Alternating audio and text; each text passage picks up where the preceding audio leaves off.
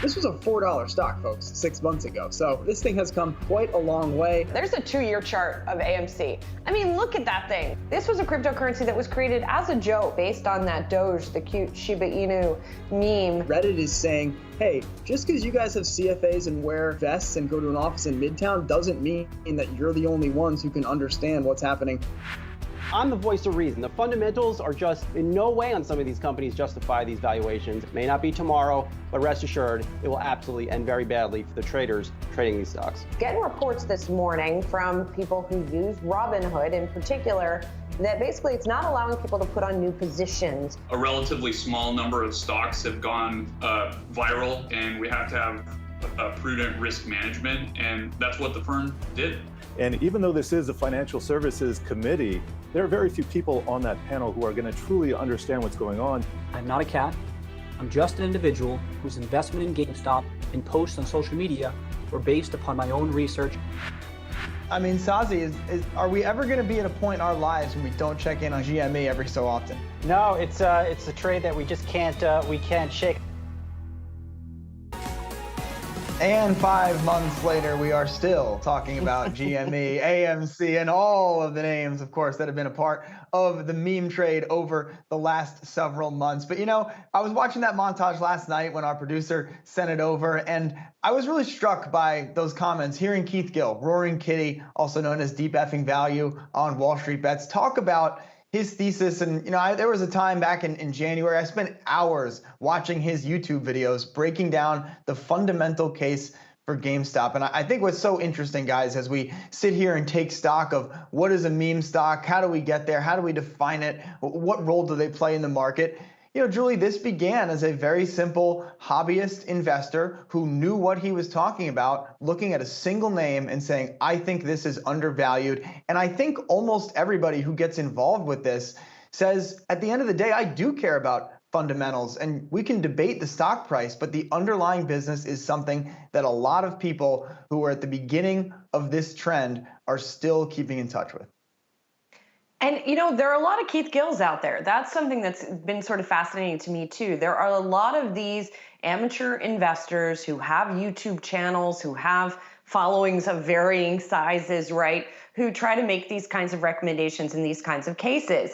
And just like it's a little bit of a mystery why certain things go viral and other things don't, it's a little bit of a mystery why GameStop is the one, right, that initially caught fire here and then spiraled out of control, one could argue, and then inflamed the meme stock trade generally. And one of the conversations we've started to have here is, how does this happen, right? What defines a meme stock? How does something get to be a meme? How does it catch the attention? We know Wall Street Bets was the sort of breeding ground, if you will, and continues to be the breeding ground for these meme stock ideas. But Miles, you sort of came up with some criteria, sort of casual criteria or commonalities, if you will, between some of these meme stocks that, you know, it's not sort of hard and fast rules, but it does seem like they do share some things. Yeah, there are a couple ideas, and let's bring up the full screen that I think we made here that has sort of the 4 criteria that are, in general, like things that tend to go into a meme name. And Saz, I'd love to get your thoughts on these. I think the first one is actually the most interesting to me, because we all know that the value of a business doesn't require that its per share price trade at any price, right? Amazon's at 3,000 and, you know, GE's at 14 or whatever it is. And between there are all kinds of different stock prices. I mean, let's take a better example. Apple's at 130 or something. Amazon is at $3,000 per share, but the value of both businesses is about the same. But it does seem that meme stocks tend to begin with stocks that have a low per share price. Also tend to be smaller companies, market caps usually under about 10 billion, oftentimes even smaller than that. But, you know, as we were kind of screening this out, under 2, it's mostly small little biotechs. Under 10, you have, you know, names like Nikola fit in there, Clover fits in there, Root Insurance, Smile Direct, some of these names that are, again, heavily shorted, but have gotten pretty interesting to retail investors as time has gone on. Short float, we're going to get to that with Ihor Dusanuski of S3 in just a bit. usually 15% or more. We've seen what those numbers can be with GameStop. And then Sazi, something I know that you continue to be interested with, especially in the AMC GameStop trade, these are names people know. People know AMC theaters. People have been to GameStop retail locations. And that is absolutely, and Wendy's earlier this week, that's absolutely a part of how these names get memeified on Wall Street Bets, because people know the brand. Oh, right on, Miles. And I'll add even a bonus one to that list. I would say FOMO. FOMO is another good qualification for a meme stock. What does that mean? Fear of missing out. And it's these companies where, like a GameStop, you have really hardcore believers still in the name, even after the stock sell-off post-earnings this week. You have that hardcore group of entrenched traders that believe in a Ryan Cohen. They believe in a new vision of GameStop. Whatever they might be, they may have it cooked up on their whiteboard at home while they're trading. Whatever it is, they believe in it, and they are able to articulate their views or that belief to a whole new trading community online that may not be spending many hours reading financial statements, but they're all in the trading channels debating about the future of the company, and they're able to get one another believing in the outlook for said company. But I also note this too, guys, as a former analyst, I've just been amazed to see some of these moves and how the stocks have completely disconnected from fundamentals. And I think it's caused a lot of Wall Street analysts to go back and rethink how they are calculating fair value for stocks. And in some cases, if they can't come to terms with this new type of trading environment, this new type of analysis, they have just dropped coverage on a GameStop. They've dropped coverage on an AMC. And I know we'll talk to an analyst later who covers AMC. His price target on it is $6. So very interesting to see, or I'm looking forward to talking to him about why he has that price target and how he's thinking about analysis moving forward. Yeah, $62 there is Chad Bynen's price target on AMC, analyst over at Macquarie. And I know we mentioned it on the program yesterday, but we got a lot of no's from analysts who just don't want to play ball with this stuff, Saz. This doesn't fit into how you build an analyst model, sell-side model to give to your clients, and they want nothing to do with talking about these names, especially not with the media on a public-facing forum like this. But we talk about the meme names, and I think part of the reason that the trade endures is because people have made a lot of money on a lot of these names. Earlier in the program, Julie Hyman called Jared Blickery the master of levels. He's also the master of data here at Yahoo Finance and pulled for us the performance from some of these major names, Jared. And how do you see it as you look at some of the main players here, the main characters, as it were, and what the stock price for them, what the stock returns have been for folks who maybe got in at the beginning of this whole saga? Yeah, we don't need fundamentals or any Wall Street recovering analysts out here because we have technicals. And we're going to go over some charts now. Some of the bigger names, a few recent entries. And let's just check out the Wi-Fi Interactive here, where we have the giant swings in meme stocks. And we can see we have GME here, GameStop, AMC, AMD, that kind of erupted this week, Bed Bath & Beyond, Space, that's Virgin Galactic, Wish, Context Logic, and also Wendy's. And if you look at some of these gains here, this is the biggest gain year to date for GameStop, 2,470%. That's how much it was up in late January, early February. We'll take a look at that chart in a minute. But here we have biggest drawdown. Guess what? GameStop got cut by 92%. I mean, that's Bitcoin volatility right there. And then the current gain or loss year to date is 1,072%. AMC here putting up even more impressive numbers. You can see it was up as much as 3,325%, biggest drawdown 45%. That's kind of a staple here. And then current gain year to date is 1,920%. And we can go down the list here. The gains get a little bit less impressive, especially for some of these latecomers. And we even have a few losses. Most of the meme stocks, as I'll show you, are actually up on the year. And so I find this pretty interesting that Context Logic was actually down 41%. And all these are measured from the beginning of the year. So let's take a look at some of these, at some of the technicals here. And we can see here we have AMC. Now, remember, there was a 45% drop, and this looks pretty small on your screen, but in real time, this would have looked something more like this peak right here. And we can see we're off about 45% again from these highs. So this is a pattern that could repeat. I'm not saying that we're going to go to the moon here, but we definitely could consolidate. And as long as we stay above certain key levels, that gives the market the ability to make further gains. Just checking out GameStop here for a second. You can see still up over 1,100%. Here's that famous high, and you can see pushing up against those March levels right now, guys.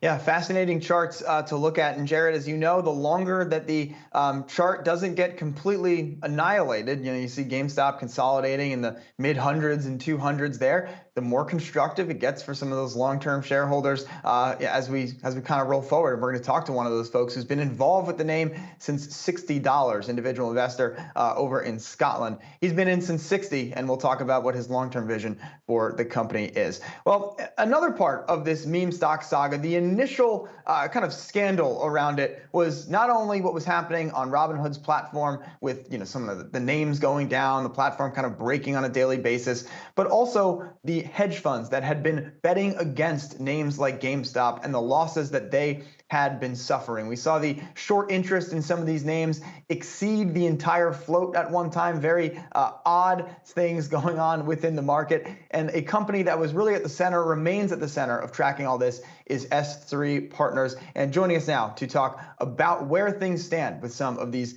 meme names, Ihor Dusanowski joins us. He is the managing director of predictive analytics over at S3. So, Ihor, we just got reports, in the last couple of days that Melvin Capital, who is at the center of this, continues to take losses on some of their positions. But as you guys look at the data on short interest related to a lot of these hot names, is it still elevated? Are people still out there trying to take the other side of this, or has everyone been scared off by, some of those grisly numbers that we saw back in January and February? Yeah, hi, thanks for having me. And, you're right. There is a lot of short covering in a lot of these names because the losses have just been so big on the short side. We see GameStop down to over $6 billion. GameStop short sellers down over $6 billion for the year. AMC short sellers down around $4 billion for the year in mark-to-market losses. So, what? There are a lot of shorts that are getting out of their trades, especially in AMC recently. We've seen some 29 million shares covered over the past week, and that's over $1 billion of short covering. So when you talk about meme stock, kind of hand in hand goes short squeeze, and that's one of the things that the long shareholders, retail shareholders, are looking at some of these names. Ihor, as someone that has been covering this so closely, how would you define a meme stock? I think you guys hit the nail on the head with your earlier talk about what is a meme stock. When I look at our data and data on the street, I really look at the total short interest. I'm looking at recent profit and losses on the short side because that volatility of pricing really does affect how the retail traders trade on this name. If they're seeing a lot of activity and upside moves, they're going into the name stronger because this is kind of a social thing where it's a retail versus institution. So as the stock price goes up, the idea that the hedge funds are taking losses is actually putting fuel on the fire. But Ihor, I am curious if you can sort of suss out through the data if that is in fact still true, because there's also this line of thinking that there are now a lot of hedge funds on the long side also that are trying to profit from this. Is there a way of seeing through the size of trades, for example, what's retail and what's institutional here?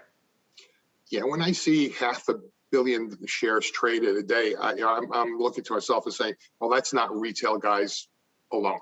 There's a lot of institutional guys that are day trading during these market volatility and making money intraday, buying and selling stock because you just don't have that many assets on the retail side to make up that trading volume. So we are seeing a lot of institutional longs playing alongside this because these guys are smart. They realize that some names are fundamental based, some names are more momentum based, and if this is a momentum based name, then I need to trade in that way and basically go in and out of a name as prices move and technicals show me how to trade it. Yeah, and Ihor, finally, just thinking like longer term, what this means for the markets. Short squeezing is not new in any way, shape, or form. That has been around for a long time in the market. The way that retail has jumped into this is a new development. But do you think that this changes the calculus around people seeing short interest as an opportunity? Is it something that's more exploitable for institutions, less exploitable? And how does this, maybe in your view, play into just the data sets that people go through to try and find ideas going forward? Right. I mean, the name that surprised me this week was Wendy's. It doesn't have a huge amount of short interest. Yeah, and I saw that it was turning into a meme stock. And I figured that, this might actually curtail it and kind of fall off the map just because there aren't that many shorts in the name. It kind of misses out on the high short interest piece of the puzzle. What I do see is more and more longs and shorts looking at the short squeeze potential of a stock. And they're trying to see, is a short crowded? And, is there a lot of short interest? Is it tough to do a stock borrow? Is it tough to get a locate? Is trading volumes not support the amount of short selling in a name?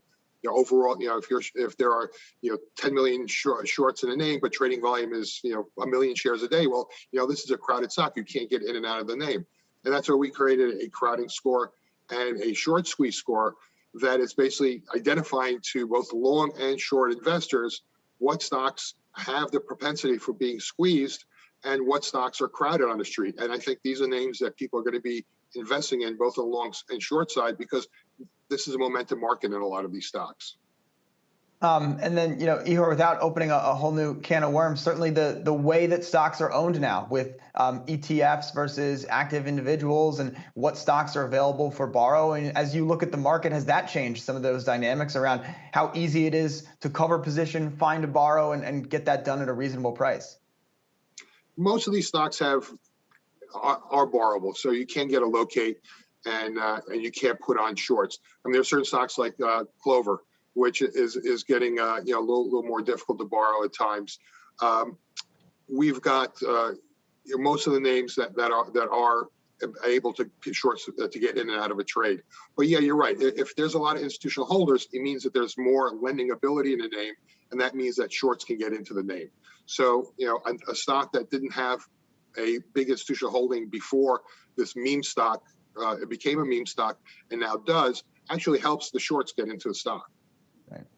Right, because you want to know why your fees are so low on some of those ETFs. Well, we're finding out some of those details on how people make money around the edges of their portfolios with all this stuff. All right, Ihor, thanks so much for jumping on the program today. Ihor Dusanowski, Managing Director of Predictive Analytics at S3 Partners. Coming up on the other side of this break, we'll continue our discussion of the meme names. We are going to talk to the founder of the Wall Street Bets Forum that has certainly taken a different direction since he began that conversation on the message board several years back. We'll talk to Jamie Rogozinski on the other side of this break.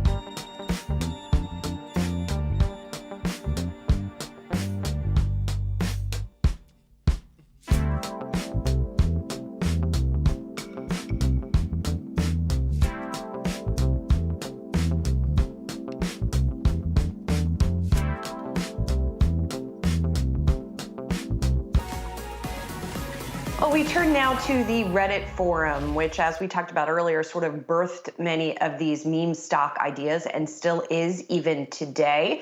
We want to bring in the man who founded that, although he's no longer associated with it. Jamie Rogozinski is the founder of Wall Street Bets, the forum on Reddit. And Jamie, talk to us about your thinking about the forum now, what it has become, and sort of what you first intended it to be versus now. Well, first off, thanks a lot for having me. And what started off as a forum for people to get together and discuss these high risk trades has carved out a space for them in the market so that it's grown so much so that the individuals collectively make a participant in the market that's the same size as a hedge fund and equally as clever as the hedge fund. A lot of times there's a lot of talk about how the retail investors, they don't know what they're doing, whatever. But time and time again, they've proven to be able to spot these inefficiencies and jump on them.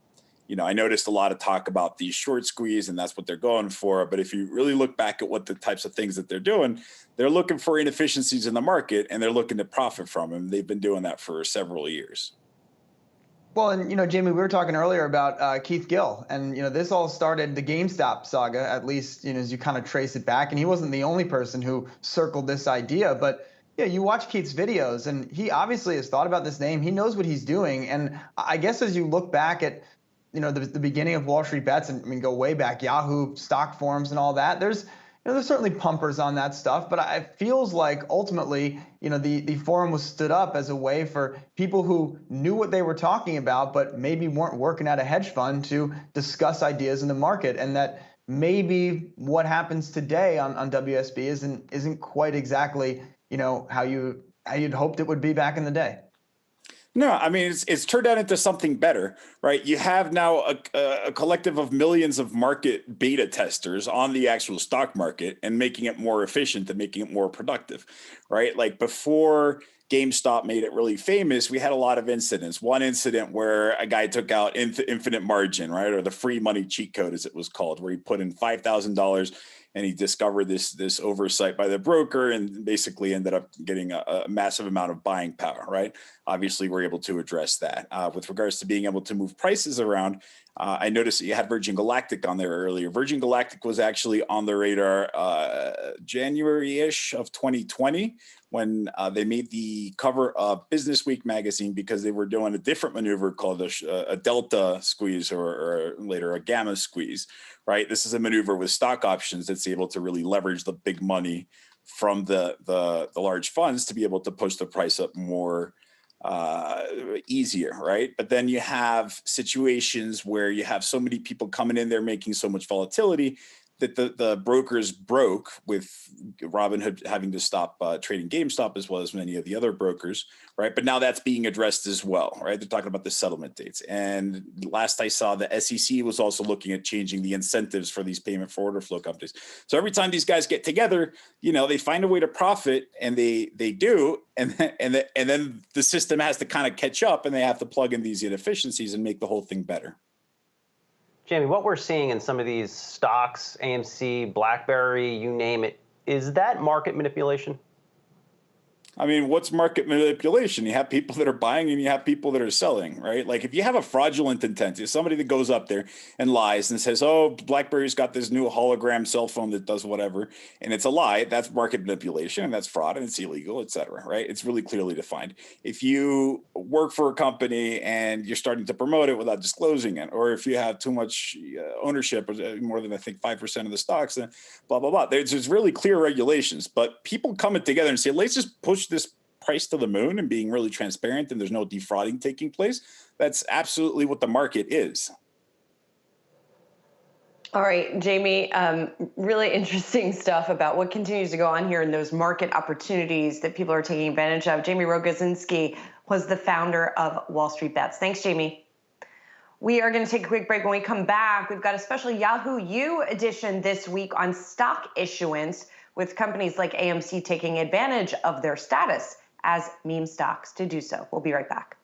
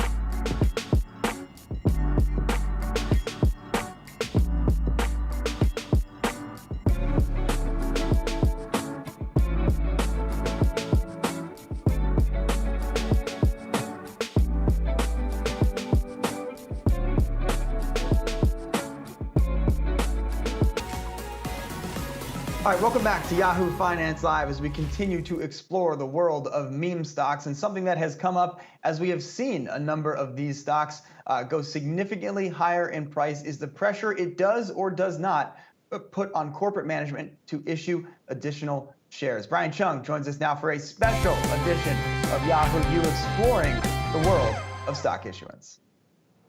Well, class is in session, and today we are talking about stock issuance. So if Yahoo U 101 is all about IPOs, that means Yahoo 201 might be about secondary issuance or stock issuance after a company is already public. And we saw that this became an issue with AMC when we were talking about, obviously, the new stock that it had authorized in April, but actually sold last week. So let's explain the pros and cons of issuing new stock if you are using a theoretical company. And wait a minute, is that Yahoo Finance's Miles Udlin over there? I mean, turns out he has a shoe company and it's public already. Now, he's got 1 million shares outstanding, right? And he wants to raise more capital to, let's say, expand his summer barbecue sneaker line. So he's going to try and sell 100,000 new shares. Now, these two shareholders in Miles Shoes, let's call them Julie and Brian here, they're not necessarily happy with this decision because when a company issues more shares, that's going to increase the number of stakes in a pie that's still the same size.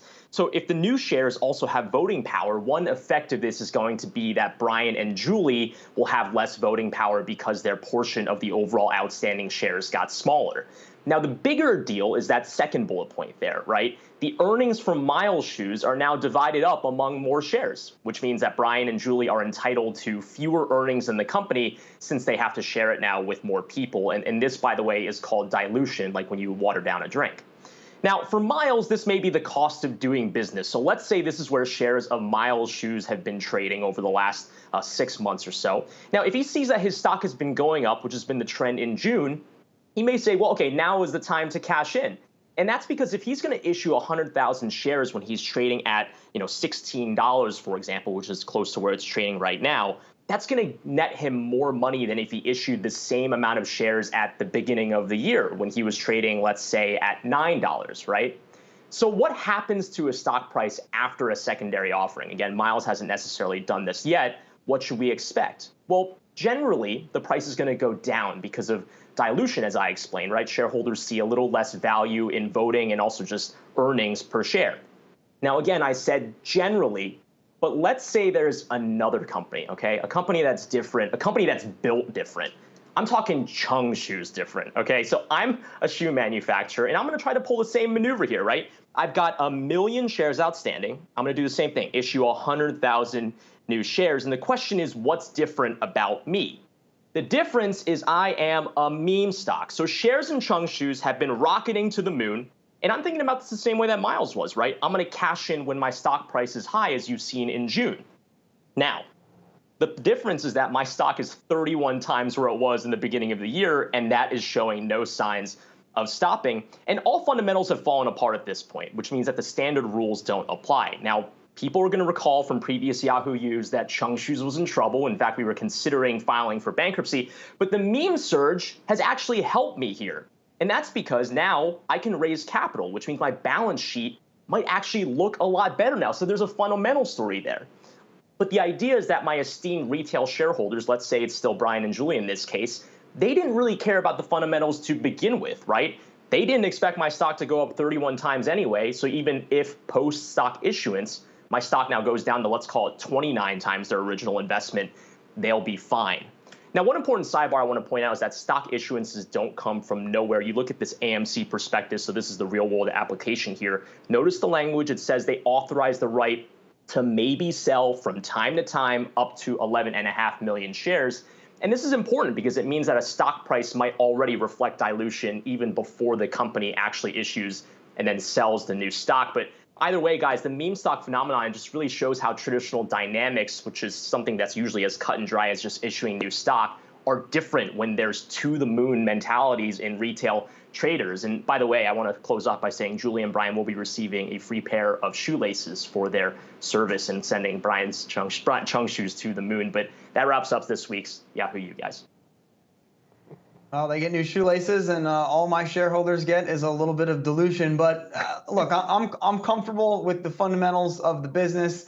Clearly, that's a nice looking stock chart. We're seeing, margin expansion. We're really exerting operating leverage on our model as the economy recovers and people go back outside and restock their closets. Got a value guy over here. Value. Look, you have a much more challenging story to tell your shareholders as they look at that kind of stock price action and try to figure out what's real and what's not in the world of Chung's shoes. All right, Brian Chung, thanks for stopping by for a very special edition of Yahoo U. Well, as Brian mentioned, companies have been faced with this question of what to do about their share price becoming a meme, their share price divorcing from what those executives believe are the underlying fundamentals of the company. And we've talked to a couple of folks on this program about this conundrum.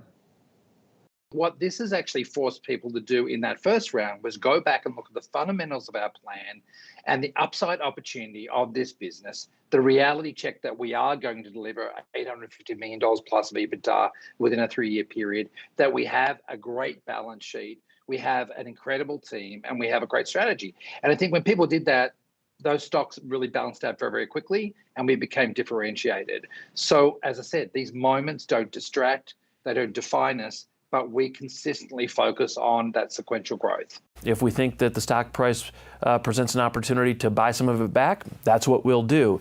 But we're not dependent on that stock price at any given moment to make an acquisition or invest in our business because of the cash that we're able to earn. And so it does give us the opportunity to sit back a little bit and not worry about the day-to-day trading of the stock.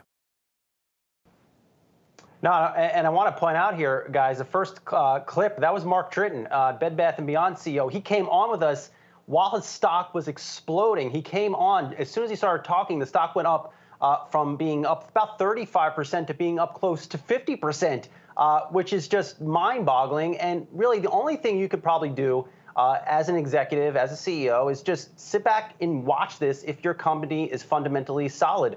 Rocket Company, great balance sheet, has been partaking very well in the housing market recovery rebound. You have Bed Bath & Beyond, turnaround story, great balance sheet. There's not much you can do. On the other case, if you're a struggling company, you take the route of AMC CEO Adam Aron. You go out there and you sell a lot of shares and you fine-tune or add more cash to your balance sheet. But I will note this too as well. Once you are a meme stock, Miles and Julie, it appears that you will always be a meme stock. So Wendy's was included for the first time in this list, first fast food company to be branded a meme stock. Stock has cooled down a bit here, but you never know when the crowd is going to go back and chew up a lot of Wendy's shares out there on the market. Yeah, I don't know. When you have one like a Palantir maybe or American Airlines, those sort of got memey, and I feel like they've fallen off the radar to some extent for some of the memers. I do want to bring it back though to John Chambers' comments in the last hour, because we asked him, as a longtime CEO, what would you do in this situation? How do you think about whether you would issue stock or approach this? And he talked about thinking not just about present shareholders, but about future shareholders as well, and sort of the implications for them and for the value of their shares, which is interesting here because, in the case of an AMC, the shares went up, but then they didn't for a few days, and then they resumed their rise. So, obviously it's difficult to predict even at the best of times, let alone when your stock is a meme, what the shares are going to do.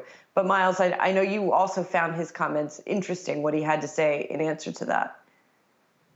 Yeah, and I think, look, the more that I think about this, and I just keep replaying our conversation with Jamie Rogozinski, back, and he's, of course, the founder of Wall Street Bets. And he made a point that I think I've certainly forgotten about in this latest meme saga. And we're talking right now about what are the implications of what's happening today, but the impact that Wall Street Bets and that community has had on markets, this was beginning before the pandemic, and this was something that folks were beginning to grapple with more often. I mean, we can go back to Volmageddon of 2018 and sort of ask about, was a big retail bet on short vol or I guess on long vol in that situation, was that part of that market disruption? And I think the answer is probably something a little more than 0%. And so we have all of these interactions, and I think the real takeaway is that the market has changed. The character of the market has changed. Who plays in the market has changed. And as a result of that, I think as we're seeing, executives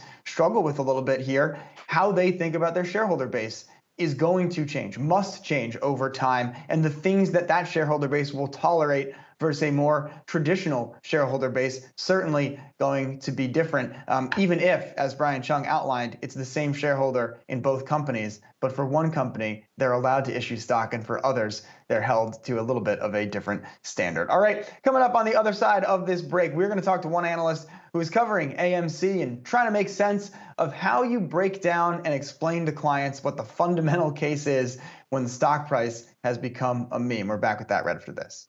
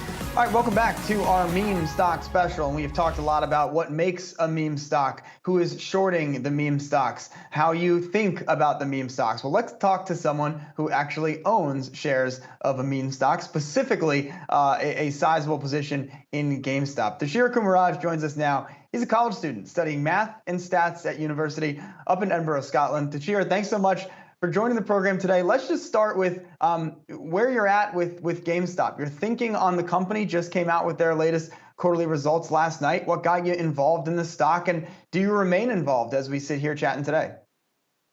Yeah, so I initially invested in the stock back in January, and since then I've only seen positive news coming out from the company. Obviously, as you were mentioning before the break, the shares have been issued. We've been trying to raise capital, that kind of thing. And we see that the meme stocks have now, they've kind of got somewhat of a fundamental backing with the issuance of shares and kind of the raising of capital. We see new players coming in. So we see, we see the new CEO coming from Amazon. We see people coming in from Google, that kind of thing. And are they going to come into a failing industry, into a failing retailer? No, we're looking at a company on the brink of a potential turnaround. And I think that many people are labeling it as a meme stock when there is a fundamental backing to it. 5 years from now, what do you see GameStop doing? What does that company look like? I think that we don't really know where the future of gaming will go. For example, I think it's a big industry, but I think it's a growing industry. And I think that GameStop has the potential to be a major player in that. We've seen rumors of things such as NFTs for GameStop and that kind of thing. And we don't know where the company is going with it, but I have faith in the man, Ryan Cohen, and his vision for the future with GameStop. Tashir, it's Julie. I'm just curious, have you ever been in a GameStop? I've not been in a GameStop. Have you ever bought anything from a GameStop, like online? So I'm actually wearing a GameStop t-shirt at the moment, which I got someone to buy from one of the stores in America. So I think that the fact that we have, diehard fans, or you might call it, of the company, so me coming from the UK, willing to buy stuff from the store, shows that this whole thing has become some kind of a marketing or some kind of, it's given a boost to the marketing, you could say. And they've actually, used this whole thing to kind of further their sales, further the company in general. And we see a major potential for this e-commerce transition in the future. Tashir, I'm curious, because you're not that much younger than us, but enough younger. When I was your age, it was financial crisis times and everyone hated the market and it was a big conspiracy. I'm curious how you and your peers talk about financial markets and, what you think this means, if anything, about the state of capital markets. Like, is everybody aware that it's just a casino and you take your bets and you hope to make your money and go home? I mean, how do you talk about it, when you're sitting there having a pint and just, not worrying about what GameStop's doing? If you asked me this question last year, I think it would have been very different. But I think the emergence of these kind of meme stocks has, influenced a lot of younger people into researching into the stock market. I myself looked into it maybe a couple of years ago, so I'm not really, kind of a beginner, but not as new as some of the people we see investing. But this whole saga has brought a new audience into investing. And I think that in general isn't a bad thing. It's a good thing. And the fact that we're straying from fundamentals and moving more towards, a psychological market, although it was there before, it's interesting to see what will happen in the future with the stock market. And I do see a lot of people talking about it a lot more nowadays. Yeah, I'm very interested in not only yourself, but also your crowd and the other folks in your community that you do trade with or you do talk about ideas with. How can we help you? The fact is this meme stock movement has not only changed investing, it has changed our job day to day and how we report on things. What would you like to see from us? How can we help you? I think that sometimes media kind of glosses over what happened. So we see, for example, back in February, the move of GameStop was attributed largely to, Ryan Cohen tweeting or something like that. And it was seen more of a joke rather than like an actual play. Whereas at that point, I was looking more at the fundamentals of the company, seeing, okay, Ryan Cohen has taken a major role in this. We can also see other things happening, some stuff which none of us will understand what's going on really with the stock. We can see it going up and down. It's very volatile. I think that portraying Reddit investors as kind of dumb money is a discredit to a lot of them because Reddit investors come from a variety of different backgrounds, and a lot of those people investing in these stocks will actually have a big knowledge on the stock market and the goings on behind it. So that's one of the things which I'd say the news could focus on. And Tashir, before we let you go, really appreciate the time. Have you sold any shares of GameStop, and have you thought about an exit strategy from this position? So back in the beginning, in January, I initially invested for the short squeeze, and at the beginning, I was selling and buying for a quick profit. But then, as I learned more about the company and as I grew more confident in this investment, that's when I stopped selling. I kind of accumulated more shares. So there were three main points where I bought in. 1, before the initial squeeze in January. So I bought in at about $60. 2, after the squeeze, and 3, after the squeeze. So I bought in at about $60. And then, after the squeeze, I bought in at about $60. So I bought in at about $60 before the initial squeeze in January. So I bought in at about $60. 2, once the price dropped down to about $40, and 3, once I saw kind of the apex of, the ascending wedge, which was forming on the charts. So both a squeeze perspective, a fundamental perspective, and kind of a technical analysis perspective. That's the 3 reasons why I invested. And for now, I've kept on accumulating shares, and I will be doing so in the future if I have any money left. But yeah, so I've just been buying, just been adding to my position, because I do see a good future for GameStop and the large potential for a short squeeze, as we've been seeing people posting in Reddit about that. All right, there we go. Really appreciate the time. Tashira Kumaraj, student at University up in Edinburgh, Scotland. Tashira, thanks so much for joining the show. Best of luck to you, and hopefully we'll check in on your progress with this position as the years go by. All right, coming up on the other side of this break, a lot more on meme stock coverage, plus how an analyst can possibly make sense of what's happened in AMC. We'll discuss that coming up right after this.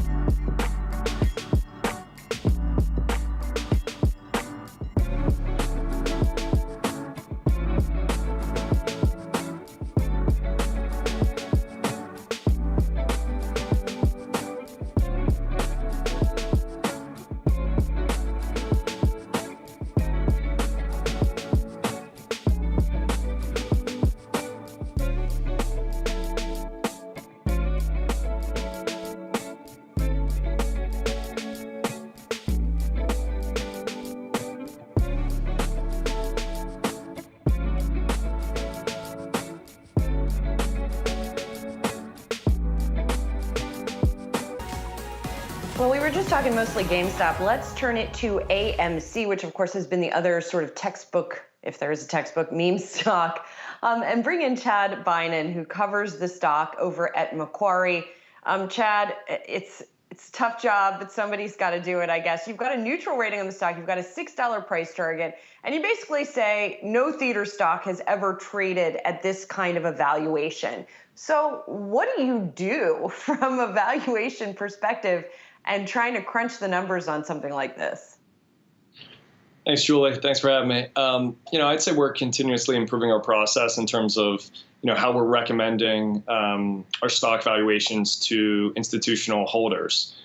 We've been looking at, some of the option trading, some of the volume, some of the correlations with other meme stocks in the past couple weeks. And, this stock that went from mid-teens up to 60 has kind of reverted back to $45. So we're not going to continuously update our price target, every week or every couple days. Obviously, there were a few important fundamental characteristics that came out last week with the equity raises, but we're still analyzing, we're still improving our due diligence. As you mentioned, fundamentally, things are getting better. but we're still not back to where movie theater attendance was back in 2019. Chad, we just talked with a hardcore believer in a GameStop. Really couldn't articulate what the fundamentals of the company are. Didn't really have a well-defined vision for what GameStop will be 5 years from now. As an analyst who crunches the numbers and talks to sources and contacts, what do you think about that? It's a great question. There's a lot of posts and a lot of retail investors who are pitching the fundamental view, and they talk about some of these things like management changes or business improvements or changing the strategic vision of the company. And then you kind of cross that with everything else that's going on in these names that are trading hundreds of millions of shares a day. I think it's good that there's a bigger group of people educating themselves on fundamentals, on stocks. And I think most people understand that some of these names are just momentum plays. So if what we get out of all this is a group of people that, tested the waters, learned a little bit, hopefully didn't lose too much money, I think the outcome is positive. But what we continue to tell people is to really just understand, similar to what you talked about at the beginning of the show, that just because a stock is a $5 stock or a $50 stock, that doesn't really equate them to another $5 stock or $50 stock. Chad, what should AMC do with the money that it raised? I mean, should it buy more theaters? Is attendance going to come all the way back? Because if it buys more theaters, then does it just have more half-empty theaters? Yeah, the three things that we're focusing on: one, they have about $6 billion of conventional debt. Half is bond, half is bank. Those bonds have traded up from lows around 20 cents on the dollar. Now they're around par. So one of the options would be to buy back or pay down some of that conventional debt. The second thing is pay down the deferred leases that their landlords were able to help them with. So they have $450 million of deferred leases that they will have to contractually pay at some point in the next 2 years. And then the third thing is M&A.